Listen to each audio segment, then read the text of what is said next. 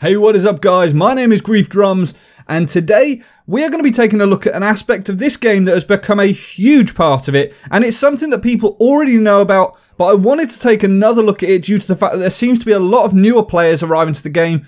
But for those seasoned vets amongst you, there may even be a point or two that you could benefit from, so stick around.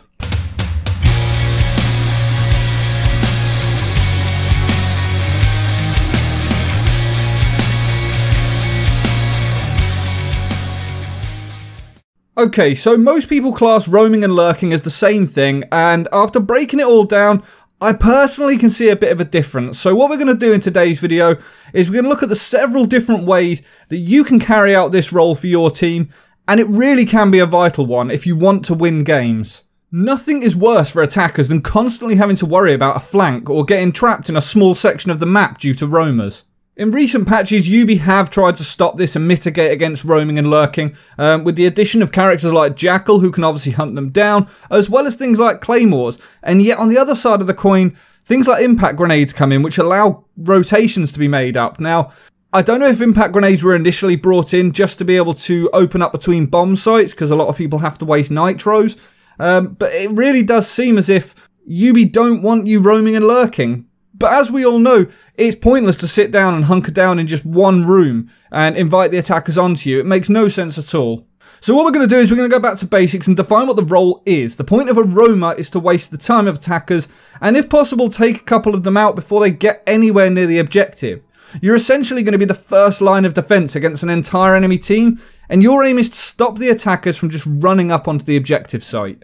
Lurking, however, is a little bit different. This is more when a defender pushes further out from the objective room and locks down one of the ways that the attackers are likely to come from. Now, lurking and roaming can be split down even further into sort of passive and aggressive roles. So what we're going to start off with is by taking a look at the typical use of it, which is passive. When you're lurking passively, this is when you go and hide on the attacker's potential route into the building and try and pick a couple of them off as they go past. Like in the visa office of consulate when the defenders are in the archive, it's pretty likely the attackers are going to try and push the hatches. So by hiding in the visa office, you can wait until Thermite or Hibana are planting and then take one or both of them out and then make a run for it.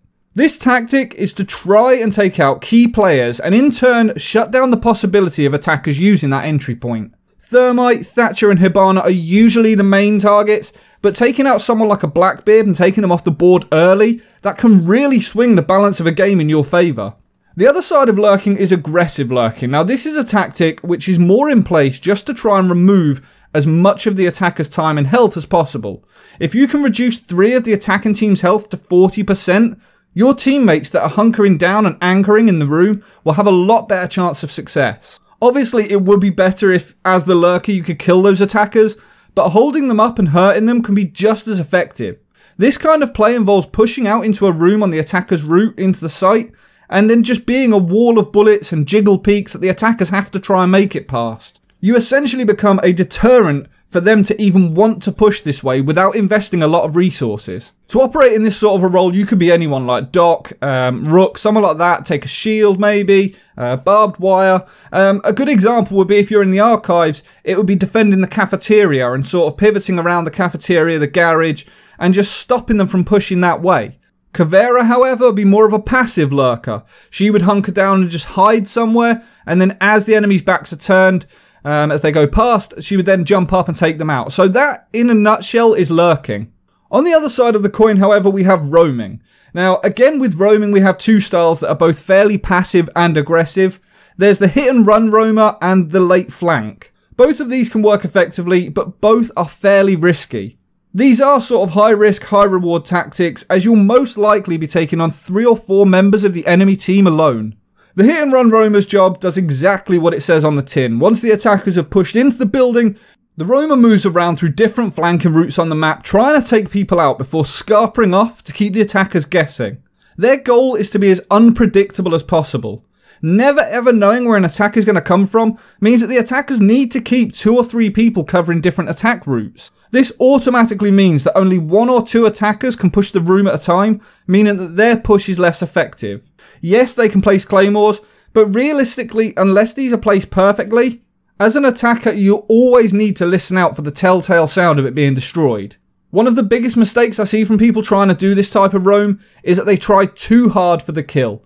If you don't land it on the first few shots, don't hang about to try and secure the kill. Instead, break off contact and wait for their attention to turn before going back for more. By working as or with Valkyrie, you can easily employ this tactic to your full advantage. By setting up 1 or 2 cameras in a certain area that you need to know is clear before moving around, it allows you a lot more chance to rotate around the map. Even a useless team of attackers are going to take out the stationary cameras, so having a black eye or 2 dotted around can give you the information you need to time your hits well. The other form of roaming that I mentioned is the late flank. Now this can work well if done right, but a decent attacking team may come searching for you, and this tactic does rely heavily on communications. By hiding on the opposite side of the map, where the attackers are unlikely to go, you can wait until they're just beginning their push on the room. Once their attention is fully focused on shootouts into the objective, you appear from nowhere and take them out from behind. Now the main problem with this tactic is timing. If an attacking team are droning effectively, they may well notice that someone is missing from the room and will drone you out. This forces a move from you and the attackers may be waiting for you. From here you can either stealthily try to move around the map and evade the attackers before time requires them to ignore you and push, or you can turn into the aggressive lurker and make a stand against them in the hope of taking out a few before your ultimate demise. All of these methods have their pros and their cons and can be effective depending on the team composition. Communication in the map that you're playing on also play a big factor too. Not all maps work well for roaming, such as Hereford, which has a few flanking opportunities if you're willing to go outside, but due to the fact that the map is a fairly linear map, if you aren't on the objective from floor, the only way you're going to be coming from is the stairs. As an operator like Cav, you aren't completely limited, as you can use flanking routes like the office to the garage, the bathroom to the armory, or using the metal stairs to go up or down a flight.